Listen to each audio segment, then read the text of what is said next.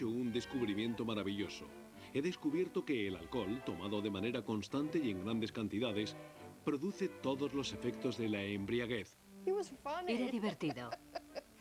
Era el hombre más divertido que ha pisado la tierra. No se puede decir otra cosa de él. La literatura de Oscar Wilde le hizo famoso, pero su vida fue su verdadera obra de arte. En las comidas, todos los comensales estaban pendientes de sus palabras. Los teatros se llenaban para ver sus obras.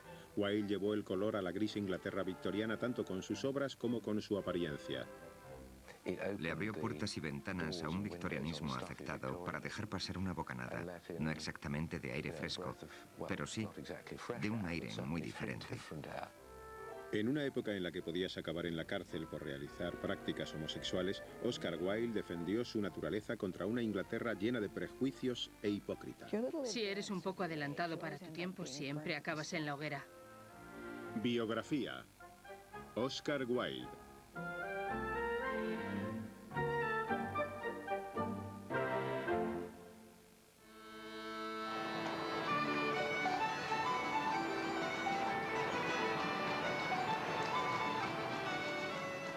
Oscar Fingal O'Flaherty Wills Wilde nació a este mundo en octubre de 1854, 2 años después de su hermano Willie, y 2 años y medio antes que su hermana Isola.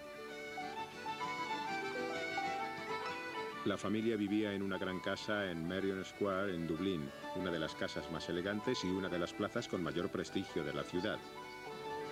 El gobierno de la casa recaía en Sir William y Lady Jane Wilde, las 2 personas que más influyeron en la formación de la futura personalidad de Oscar. Su padre era uno de esos eruditos victorianos típicos que conocía la historia de su país y sabía de sus supersticiones y de arqueología. Se había ganado el prestigio de buen médico, como oftalmólogo y otorrinolaringólogo, y era cirujano de la vista y del oído sobre todo, un gran polifaceta. Siguiendo como nadie la tradición de la época, parece que era un bebedor compulsivo y un fornicador sin control. Por lo menos se le conocen 3 hijos fuera del matrimonio y 3 dentro de él. Lady Wilde era igual de pintoresca. Antes de nacer Oscar, se había implicado en el movimiento nacionalista irlandés. Escribía poesía revolucionaria para un periódico irlandés bajo el nombre italiano de Speranza. Speranza celebraba grandes reuniones en Merrion Square. Los mejores músicos, poetas, literatos, doctores en medicina, derecho y cultura clásica de Dublín se reunían todas las semanas para conversar con Lady Jane. Imagínatela entrando en el salón, con su 1,80 m de alto, vestida con chales de color malva, con una peluca negra y un peinado alto, cubierta de joyería celta y con broches colgando de todas las partes de su cuerpo, con fotografías de sus familiares. Debía de parecer un museo andante. Soltaba obscenidades para desconcertar a la gente. Al igual que Oscar, creía que los hechos no debían interponerse en el camino de una buena historia. Y le enseñó a Wilde que podía hacer lo que quisiera y que la verdad no era tan importante, sobre todo cuando estabas tratando de entretener a la gente. Oscar heredó las mejores excentricidades de su madre, pero también aprendió de sus invitados observando las fiestas desde una posición distante. Oscar y su hermano mayor, Willie, estaban invitados a entrar en el salón, pero no podían hablar. Así que aprendieron a escuchar antes de hablar. Educaron sus oídos antes de educar su lenguaje. Las reuniones de Esperanza fueron la primera escuela de Oscar. La segunda fue el internado de Portora, de estilo inglés, a donde lo enviaron sus padres a la edad de 9 años. Wilde sobresalió en los estudios y recibió por ello una beca para estudiar en el Trinity College de Dublín, que estaba a solo una manzana de la casa de sus padres en Merrion Square. Y le dijo a un amigo: tienes que venir a casa a conocer a mi madre. Hemos fundado una sociedad para suprimir la virtud. Lo que, en mi opinión, demuestra que su madre y él estaban totalmente compenetrados y que ambos intentaban desconcertar a la sociedad con sus actos. Las veladas con Esperanza no se interpusieron en sus estudios, y en 1874 Wilde dejaba el Trinity College para ir a estudiar con otra beca a la Universidad de Oxford. Wilde amplió su formación saliendo con chicas, remando en un equipo y animando a los equipos de cricket y de fútbol. Su 1,87 m de alto lo convertían en alguien destacado en la universidad. Era un chico fuerte. No se ruborizaba ni era un amanerado. Era grande y era un nacionalista irlandés muy orgulloso. Los que lo conocían no pensaban, ah, ahí viene ese marica. En Oxford fue donde Wilde abrazó el movimiento esteticista, que defendía que la pura belleza de los objetos podía mejorar la calidad de vida de las personas. Wilde adoptó una actitud esteticista. Cambió sus trajes de lana escocesa por la seda y el terciopelo y se dejó crecer la melena. Defendía una filosofía de la vida con la que buscaba convertirse en una obra de arte. Eso lo dijo siempre, que las personas se tenían que convertir en obras de arte o llevarlas puestas. Llenó su soso cuarto de Oxford de flores, plumas de pavo real y exquisita porcelana china. Turbado ante tal maravilla, Oscar le comentó a un amigo: Cada día me resulta más difícil estar a la altura de mi porcelana azul.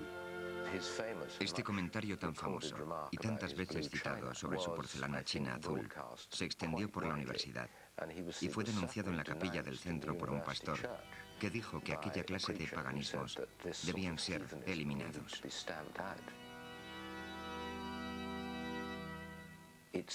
Aquel comentario transmitía cierta decadencia y algo que no era lo que se esperaba de un caballero inglés. Oscar ganó mayor notoriedad en el campus al convertirse en 1878 en el primero de su promoción. Justo antes de la ceremonia de graduación, sus mejores amigos le preguntaron qué iba a hacer después.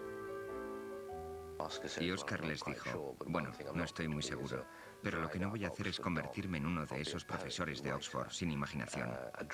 Seré poeta, escritor, dramaturgo, seré famoso, y si no famoso, sí conocido. Lo curioso es que consiguió ser todo eso, y por ese orden.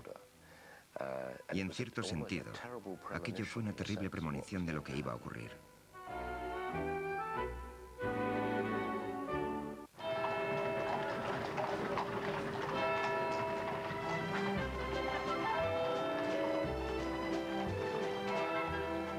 En febrero de 1879, Oscar Wilde se trasladó a Londres decidido a venderse como profesor de estética. Se alojó con un amigo, Frank Miles, un conocido retratista con muy buenas relaciones. Fue a través de Miles como el Wilde de 25 años contactó con la crème de Londres. Se hizo amigo del pintor James McNeill Whistler y de la actriz Lily Langtry. Cortejó a la actriz Ellen Terry con sonetos y posó azucenas a los pies de la gran actriz Sarah Bernhardt. En parte debido al tema del esteticismo se hizo muy famoso. Y hay una cita famosa que pronunció cuando un inglés que volvía de Londres dijo: ahí va ese estúpido payaso de Oscar Wilde. Y Oscar se volvió hacia su amigo y le dijo: es extraordinario lo rápido que te conocen en Londres. Oscar se valió del hecho de que la gente lo llamase estúpido payaso para seguir adelante. Para introducirse en lo mejor de la sociedad hay que complacer a la gente, divertirla o desconcertarla, nada más. El hombre que sea capaz de dominar una cena en una mesa londinense puede dominar el mundo. Cuando intentamos imaginar lo que podía ser una velada con Oscar, nos resulta imposible porque muchas de las personas que han dicho algo de él simplemente se han considerado incapaces de describir cómo eran. Lo único que dicen es que era capaz de dominar, abrumar, hipnotizar y cautivar a todos los comensales de una mesa y a toda la gente de los círculos en que se metía. Siempre lo conseguía. Toda la gente de Londres hablaba de él. Hasta el príncipe de Gales declaró: no conocer al señor Wilde es ser desconocido. Pero no todo el mundo sentía lo mismo. ¿Qué ha hecho este joven que todo el mundo se lo encuentra en todas partes?, preguntó la actriz polaca Helen Modjeska. Sí, habla bien, pero ¿qué ha hecho? Así que en 1880 Oscar hizo algo. Escribió su primera obra, Vera or the Nihilist, pero no consiguió publicarla. Un año más tarde publicaba él mismo un libro de 61 poemas. Mientras algunos lo disfrutaron, hubo muchos que lo criticaron por su falta de originalidad. Pero Oscar no se desanimó. Como escribiría más tarde, Solo hay una cosa peor en el mundo que hablen de ti, y es que no hablen de ti. Creo que Oscar tenía entonces muy claro que la celebridad era lo primero y no la consecuencia de años de trabajo. La revista Punch, una de las más famosas de Gran Bretaña, hizo su agosto con Oscar burlándose de sus insípidos poemas. Esteta de estetas, decía. ¿Qué importa el nombre? Wilde es el poeta, pero insulsa su poesía. Luego, la forma más sincera de adulación, la sátira. La última opereta de Gilbert y Sullivan, Patience, que satirizaba el movimiento esteticista, fue todo un éxito en Inglaterra.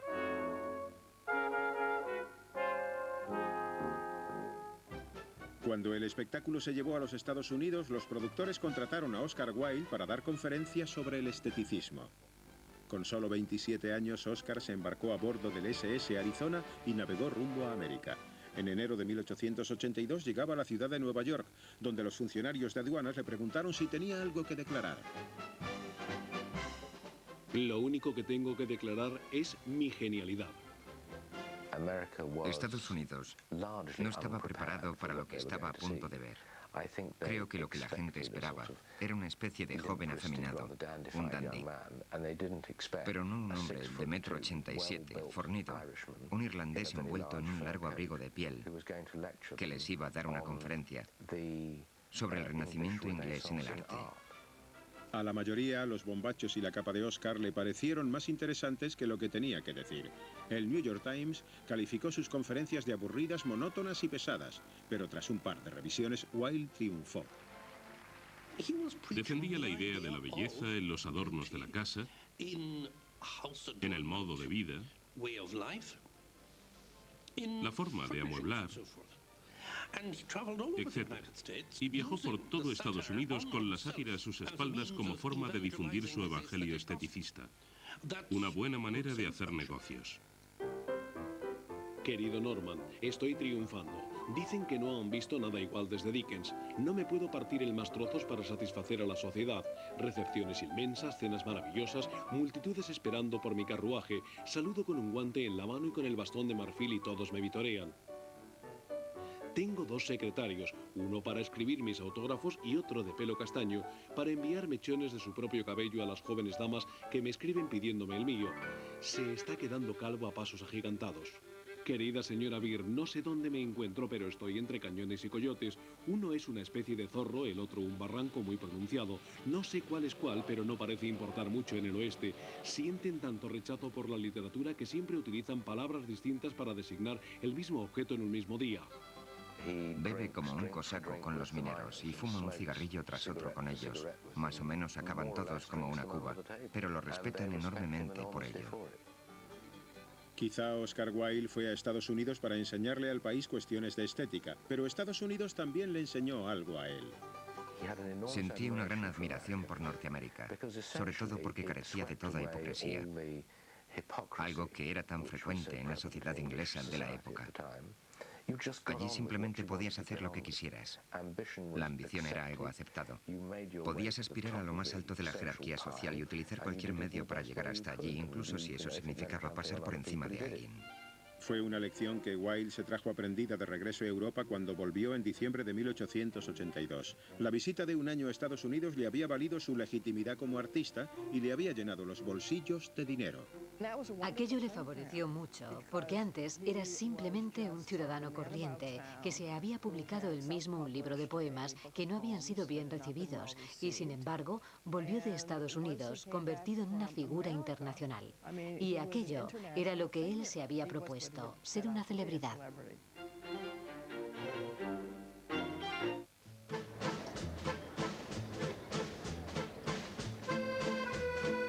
En 1883, Oscar Wilde llegó a París y dejó atrás su antigua estética. Sustituyó entonces sus bombachos por la última moda de la época, una flor en el ojal y un traje impecable. Cigarrillos con vitola de oro dentro de una pulcra pitillera de plata. Guantes blancos y un elegante bastón. Con 28 años, Wilde declaró: El Oscar del primer periodo está muerto. Se paseaba por París visitando a las grandes celebridades del momento: Émile Zola, Victor Hugo, Edgar Degas y Camille Pissarro. Y pasó algún tiempo escribiendo The Duchess of Padua, una nueva obra que le había prometido a una actriz norteamericana, Mary Anderson. Pero ella lo rechazó de pleno, y aquello fue para él una gran decepción. Así que volvió a Londres y empezó a dar conferencias, en una de las cuales incluyó el tema de sus impresiones sobre Estados Unidos. Se dedicó a recorrer Inglaterra y luego fue a hablar a Dublín. Y allí se encontró de nuevo, porque no era la primera vez, con mi abuela, Constance Lloyd. Querida Lil, me voy a casar con una hermosa chica llamada Constance Lloyd, una pequeña Artemisa de ojos violetas, seria y delgada, con unos moños de pelo castaño oscuro que hacen que su cabeza se parezca a una flor mustia. Nos vamos a casar en abril. En mi opinión es muy importante destacar que Wilde no siente ninguna inclinación homosexual en el momento en que se casa. Una vez casados, la pareja se traslada a su nueva casa de Tite Street en Londres, donde nace su primer hijo, Cyril, en 1885, a quien siguió 17 meses después un segundo hijo, Vivian. A decir de todos, Wilde era un padre entregado a sus hijos y amante de la diversión, que canalizaba su propia energía infantil jugando con sus hijos. Construía castillos de arena con ellos, se arrodillaba para jugar a los trenes. Y ellos se subían a su espalda. Era un padre muy activo y divertido. Pero en 1887 aquel Wilde extravagante se había aburrido ya de los convencionalismos de la vida familiar victoriana. Así que a los 32 años volvió a estar en el punto de mira al aceptar un trabajo como editor de la popular revista The Ladies' World. Deberíamos tratar no solo de lo que visten las mujeres, sino de lo que piensan y de lo que sienten. The Ladies' World debería ser un órgano reconocido para la expresión de la opinión de las mujeres en todas las materias de la literatura, el arte y la vida moderna. Wilde cambió el nombre de la revista por el de The Woman's World y le solicitó a mujeres distinguidas de la sociedad londinense que escribiesen artículos. Trataba muchos de los aspectos que se tratan en las revistas de hoy. Las celebridades venden revistas. Y aquello le dio la oportunidad de acercarse a la condesa de tal o a la dama de cual para pedirles que escribiesen unas palabras sobre lo que fuese. A las jornadas de oficina seguían las cenas y las fiestas sin Constance. Habían tenido 2 hijos juntos a los que Oscar quería con toda el alma, pero él no podía ser el típico marido. Oscar le reveló a Frank Harris algo sorprendente cuando su mujer, Constance, su sufrida esposa, Constance, quedó embarazada. Le dijo que había sentido rechazo físico hacia ella. Según su descripción, había tenido que abrir la ventana para respirar aire fresco y limpiarse el beso de la boca porque aquel hermoso cuerpo delgado, posiblemente bastante parecido al de un chico que una vez había admirado, se había hinchado y era un cuerpo voluminoso y pesado debido al embarazo. Y él no podía soportarlo. Fue más o menos en esta época cuando Wilde empezó a darle tutorías a un joven estudiante de Cambridge llamado Robbie Rose. Rose se convertiría en el mejor amigo y confidente de Wilde y más adelante en su albacea. Pero muchos testimonios confirman que eran algo más que amigos, una relación que comenzó cuando Oscar se dejó seducir por su joven pretendiente. Como escribiría Wilde más tarde: puedo resistirme a todo, menos a la tentación. Aquello comienza como un experimento. Un experimento en el que se embarca de buena gana. Se siente atraído, pero muy pronto descubre que no se trata de un experimento, sino de algo real, de algo que le abre los ojos a una nueva percepción de su sexualidad y de su naturaleza. Empieza a comportarse como necesariamente se ve obligado a hacer, llevando una doble vida.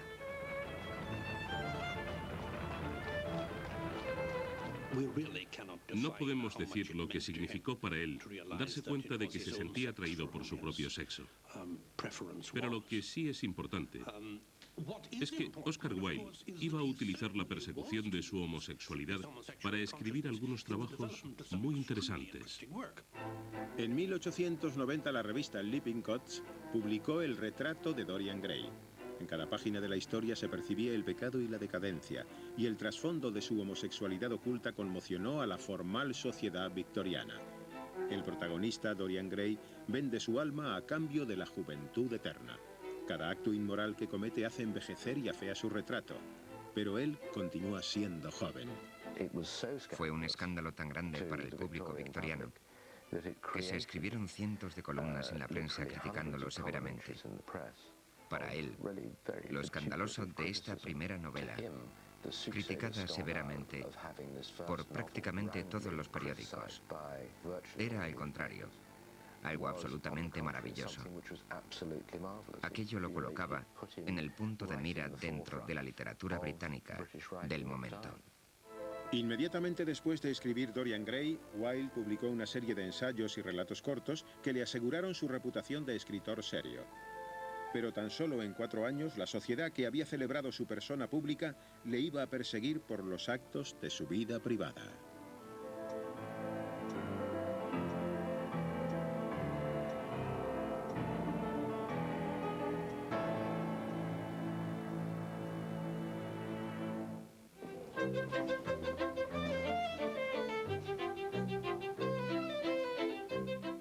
En 1891, un Oscar Wilde de 36 años se enamoró de Lord Alfred Douglas, un estudiante de Oxford que tenía 16 años menos que él. Su familia le llamaba de modo cariñoso Bosie. En algunos aspectos, Bosie Douglas era la encarnación de Dorian Gray. Era rubio y guapo, aristócrata y aspirante a poeta. Bosie tenía un lado destructivo, una beta mezquina y cierta habilidad para atraer a la gente a su vida. Él mismo contó que había leído el retrato de Dorian Gray entre 9 y 14 veces. En el momento en que lo conoció comenzó el juego. Oscar Wilde nunca iba a encontrar a nadie tan guapo como él, y se aventuró a hacer el ridículo y a asumir inmensos riesgos. Mi querido amigo, vuestro soneto es encantador y es una maravilla que esos labios, semejantes a pétalos de rosa, hayan sido creados tanto para la música como para la locura de los besos. Vuestra leve alma dorada camina entre la pasión y la poesía. Siempre supe que Jacinto, a quien Apolo amó tan apasionadamente, fue vuestra encarnación en la época griega. Fue una relación vertiginosa y apasionada. Oscar colmaba a Bosie de regalos. Bebían champán de color ámbar en los restaurantes más elegantes de la ciudad y pasaban fines de semana fuera de ella en las mejores posadas campestres. Estaban en un hotel de Brighton y fueron a desayunar. El camarero dijo, los arenques están muy buenos. Y Wilde respondió cortésmente, no diría lo mismo si conociese sus hábitos alimenticios. No es que fuese su mejor comentario, como dijo Bosie, pero lo que hizo fue conducirlos a una serie de absurdos interminables. Se pasaron el resto del día bromeando sobre cientos de otras cosas. Se complementaban perfectamente. Wilde pasaba cada vez más tiempo viviendo en hoteles de Londres con Bosie. Le explicó a su esposa Constance que necesitaba intimidad para escribir, y ella no tenía razones para dudarlo. Los primeros años de la década de 1890 fueron los más productivos en la carrera de Wilde.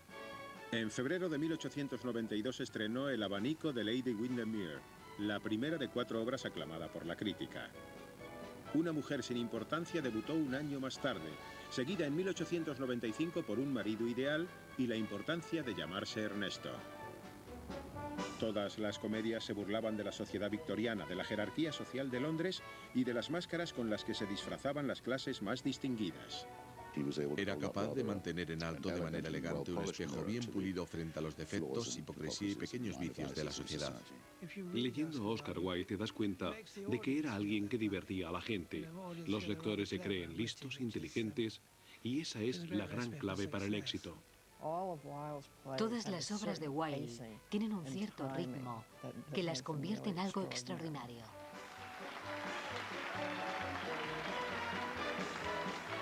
Las obras de Oscar le supusieron la aclamación pública y llenaron sus bolsillos con lo que él denominó bolsas de oro rojo y amarillo.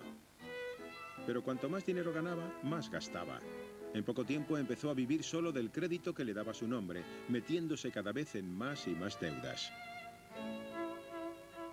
Lo único con lo que se puede consolar a un hombre sin dinero es con la extravagancia. Cuando escribió Un marido ideal y la importancia de llamarse Ernesto, estaba ganando el equivalente a ganar hoy en día unos 11.000 euros a la semana, que era una barbaridad. Era dinero al instante, y él lo necesitaba para financiar un estilo de vida extravagante junto a Bosie Douglas. Pocos meses después de haber comenzado la relación, el joven Lord Alfred Douglas introdujo a Wilde en el ambiente homosexual de Londres. Como escribía Bosie más tarde, fue él quien sin quererlo empujó a Wilde al precipicio. Siguieron siendo amantes en todo el sentido platónico, pero también salían en busca de chicos y se pasaban amantes el uno al otro. Sobre todo chicos de clase baja, chaperos, mozos de las caballerizas, mozos de los hoteles, esa suerte de gente. Era un juego peligroso. Solo unos años antes el Parlamento había aprobado una enmienda al Código Penal por la cual toda práctica sexual entre hombres era considerada ilegal y debía ser castigada con la encarcelación. Pero como Oscar Wilde escribía más tarde, el peligro era la mitad de la emoción. Ellos eran para mí las serpientes más doradas. Su veneno era parte de su perfección.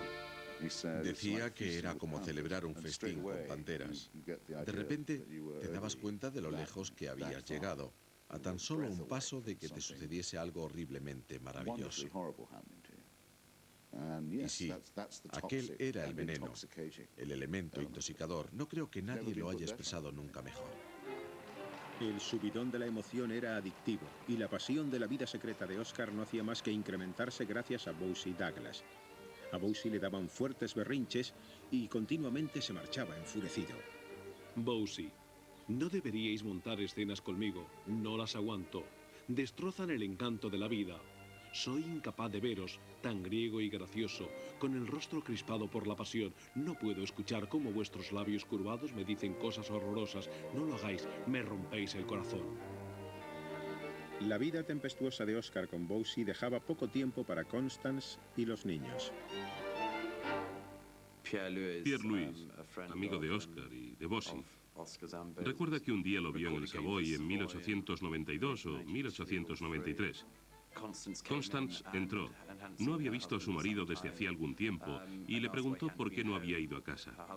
Su marido le respondió jocoso que había estado tanto tiempo fuera que no recordaba dónde quedaba su casa. Tenía la sensación de que lo que hacía era asunto suyo. Así es como soy. ¿Acaso lo tengo que esconder? Se estaba burlando de la hipocresía de la Gran Bretaña victoriana. No hacía más que pasearse delante de todo el mundo. Así que cuando pasó por el vestíbulo del Club Albemarle, rodeado de todos esos chicos, a los que había regalado pitilleras en las que estaba inscrito por los servicios prestados, le quedó muy claro a la gente lo que estaba haciendo. Pero mientras que no dijeras nada, podía seguir haciéndolo. Pero no todo el mundo estaba de acuerdo. En 1893, el padre de Bosie, el marqués de Queensbury, se enteró de las relaciones de su hijo con el extravagante Wilde e inició una feroz campaña para ponerles fin. Queensbury era un bruto, un hombre agresivo, del que se decía que maltrataba a su mujer e ignoraba a sus hijos. A decir de todos, era un desequilibrado. Queensbury persiguió a Alfred Douglas y a Oscar Wilde por todo Londres. Lo amenazó con azotarlo, con darle una paliza. Bosie se compró una pistola y amenazó a su padre con matarlo si lo veía. Y le compró a Oscar Wilde un bastón con punta afilada para defenderse. Padre e hijo se bombardearon con desagradables cartas y cuando Queensbury amenazó con no abrirlas, Bosie le envió postales enrabietando más aún a un hombre ya inestable. Creo que en estos momentos Bosie amaba profundamente a Oscar y no podía soportar la idea de que su padre le impusiese condiciones. Te dejaré sin un penique como no rompas la relación que mantienes con Oscar Wilde. Así que Bosie lo amenazó con comprar un revólver y matarlo. En resumen, que se trata del comportamiento de una familia totalmente desquiciada. La enemistad se intensificó en febrero de 1895, cuando Queensbury dejó una nota difamatoria en el club privado de Oscar. En una letra casi ininteligible aparecían mal escritas las palabras que acusaban a Oscar Wilde de sodomita. El padre de Bosie ha dejado una nota en mi club con horribles palabras sobre mí. No se me ocurre qué pueda pasar más que me juzguen. Me parece que este hombre ha arruinado toda mi vida. La torre de marfil asaltada por la vileza. Sobre la arena yace mi alma partida. No sé qué hacer. Una vez descubierto el secreto, una vez que Queensbury alentó a la gente a levantar la voz y proclamar en alto lo que susurraban, una vez que se desveló el secreto, no había nada que hacer. Wilde tenía que ser derrumbado. Lo que hizo Queensbury fue mostrar que Wilde se alejaba demasiado del estándar que planteaba la sociedad victoriana. Y claro, cuando alguien se salía del estándar, podía ser derrumbado. Y la muerte en sociedad, por decirlo así, era para Oscar Wilde prácticamente la muerte misma. Wilde se dio cuenta de que no tenía más opción que defenderse. En marzo formuló una acusación de difamación contra el padre de Bosie. Queensbury fue arrestado y se fijó la fecha del juicio para el 3 de abril de 1895. Pensaba que se iba a tratar simplemente de un caso de difamación. No tenía más que mentir sobre algunas cosas y todo volvería a su cauce normal. Su estancia en el juzgado sería cosa del pasado. Pero de lo que no se dio cuenta fue de que una vez que se empieza a hablar de sexo en la sala de un tribunal, es muy difícil salvar la situación.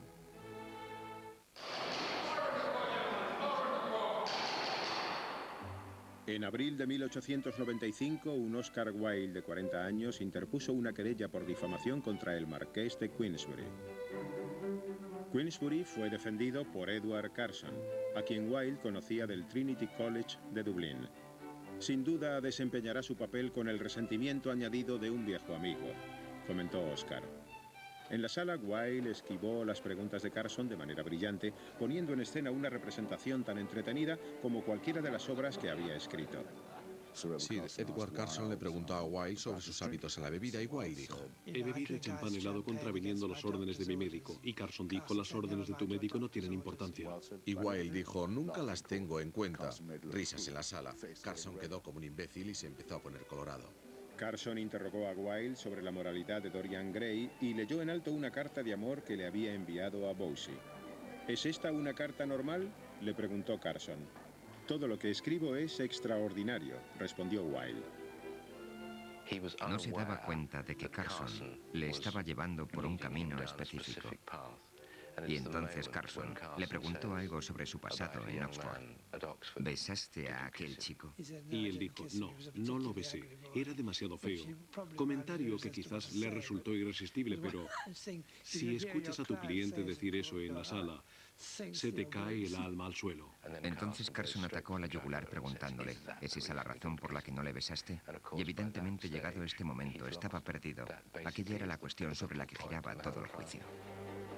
Las risas cesaron en la sala y Wilde no tardó en darse cuenta de que Queensbury había conseguido una sólida defensa. Estaba claro que todos los chicos que estaban en la sala de espera iban a testificar contra Wilde. Así que todo el juicio se transformó de un magnífico entretenimiento en un acontecimiento terrible que acabó siendo su perdición.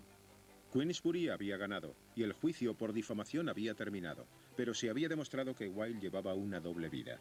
El 5 de abril fue arrestado acusado de ultraje contra la moral pública según la enmienda aceptada por el Código Penal. Cuando arrestaron a Oscar, un amigo, Ada Liverson, dijo que era tan famoso, tan conocido como el Banco de Inglaterra, aunque su solvencia quedaba lejos de ser la misma. Era el hombre del momento. Así que su caída, cuando le llegó, fue una caída en picado, instantánea y muy aterradora. El nombre de Oscar fue retirado de los carteles del teatro. La sociedad londinense rechazó a Oscar Wilde. Sus pertenencias fueron subastadas por sus acreedores para satisfacer la deuda que Bosie y él habían acumulado. Lo convirtieron en una especie de orinal público sobre el que descargar todo el resentimiento, frustración sexual y doble moral del momento. Los amigos de Wilde, incluso su esposa Constance y también Bosie, insistieron en que se marchase de Inglaterra, pero él desoyó sus consejos. Decidí que era más noble y más hermoso quedarse. No quería que me llamasen cobarde o desertor. Los nombres falsos, los disfraces y la vida del perseguido no son para mí. El juicio del gobierno contra Oscar Wilde comenzó el 26 de abril de 1895. En aquel momento la elocuencia de Wilde con el lenguaje no le valía de nada frente a las pruebas reunidas contra él. Los trabajadores de los hoteles hablaron de la procesión de chicos que entraban y salían del cuarto de Oscar y llevaron sábanas manchadas a la sala. Dejó de ser el gallardo joven al que le gustaba salir con muchachos guapos. Ahora lo veían como un chico un poco gordo e hinchado que le daba dinero a chicos de mala pinta y sucios en un ambiente sórdido. Aquello era un tugurio donde se practicaba la sodomía. La gente empezó a rehuirlo. El jurado terminó disolviéndose por falta de acuerdo sobre el caso, pero en el nuevo juicio no lo hizo. El 25 de mayo Oscar Wilde fue declarado culpable de obscenidad pública. En tales circunstancias, dijo el juez, se esperaría que dictase la peor de las condenas, pero a mi juicio es totalmente inadecuada en un caso como este. Wilde fue condenado a 2 años de trabajos forzados en prisión. En aquel momento, en el banquillo de los acusados, el hombre que había tenido a Londres en la palma de la mano se arrodilló para recibir literalmente las patadas de todo el mundo. El cambio que le sobrevino en el espacio de unos días es algo casi imposible de imaginar o de comprender cabalmente. Oscar pasó la mayor parte de su tiempo de reclusión en la cárcel de Reading en una celda de 3 por 4 metros. No había servicio, nada para escribir ni nada para leer, a excepción de la Biblia. La intención era que las prisiones fueran todo lo desagradables posible. Y eso se hacía trabajando sobre cada uno de los sentidos de una manera muy meditada. La dieta estaba diseñada para ser capaz de mantener a una persona con vida, pero no para que mereciese la pena vivir. El hambre se sufría junto al frío. Te tenías que sentar en una banqueta sin respaldo. Se trataba de un régimen donde se ponía especial atención en tratar de hacer que la gente se sintiese incómoda. Conseguir papel y pluma fue una proeza extraordinaria. Oscar le escribió entonces una larga y airada carta a Bosie Douglas. La carta sería más tarde publicada por Robbie Rose, amigo y examante de Wilde, bajo el título De Profundis. No hay nada que sucediese en aquellos desaventurados años que no pueda recrear en este compartimento del cerebro que guardo para la pena y la desesperación. Cada nota tensa de vuestra voz, cada tic o gesto de vuestras nerviosas manos, cada palabra amarga, cada frase envenenada, son recuerdos que guardo. Tuvo 2 años para meditar sobre lo que había sucedido. Y así, transformándose en un Cristo como hace en De Profundis, se lanza a averiguar quién fue su Judas. Y su Judas a sus ojos era Alfred Douglas. El 18 de mayo de 1897, Oscar Wilde salió de la cárcel con, como dijeron sus amigos, la dignidad de un rey que regresa del exilio.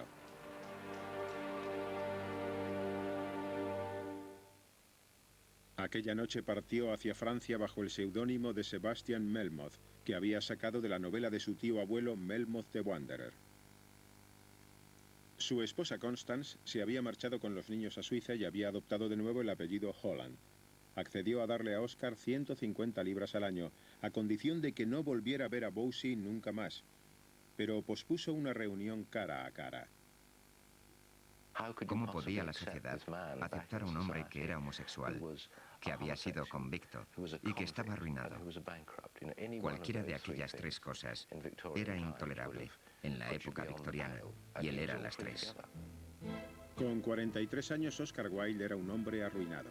Tenía muy poco dinero y muy pocos amigos. Desesperado, dispuso una cita en Nápoles con Bosie.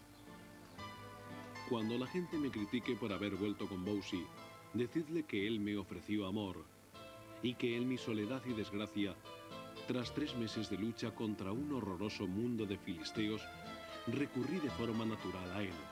Evidentemente seré a menudo infeliz, pero aún así lo amo. El mero hecho de que me haya arruinado la vida me hace amarlo. Las consecuencias fueron desastrosas. Constance le dice: has regresado a tu sucia vida con Alfred Douglas, y le quita la pensión. Ya no tiene posibilidades de volver a ver a sus hijos. 4 meses más tarde, muere Constance. Y con su muerte, cualquier posibilidad de volver a verlos queda reducida a cero. Nadie le dejará ya volver a ver a sus hijos. Después de pasar 3 meses juntos, Oscar y Bosie se separan. Solo de nuevo Wilde se traslada a París. Una vez allí utiliza su número de celda como seudónimo y en febrero de 1898 publica La balada de la cárcel de Reading. Pues deja al morir de hambre al asustado niño hasta hacerlo llorar noche y día. Y azotan al débil, y flagelan al tonto y se burlan del viejo y cano. Algunos se vuelven locos, todos viven mal y ninguno puede decir ni una palabra. Cada una de las estrechas celdas en que vivimos es una letrina hedionda y oscura. Y el aliento fétido de la muerte que se respira obstruye el espacio entre las rejas y todo, menos el deseo, se transforma en polvo en la maquinaria humana.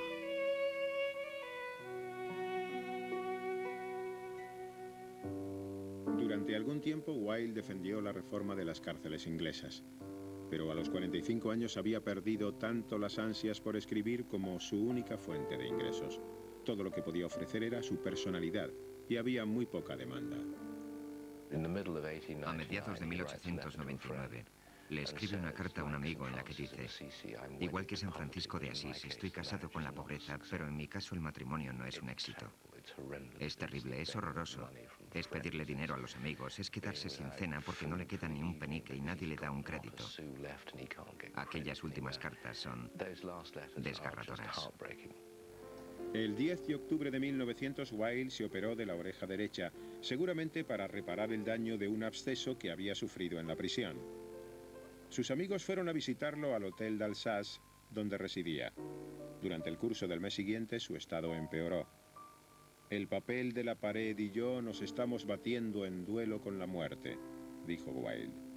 El 30 de noviembre de 1900, Oscar Wilde murió de una meningitis. Tenía 46 años de edad.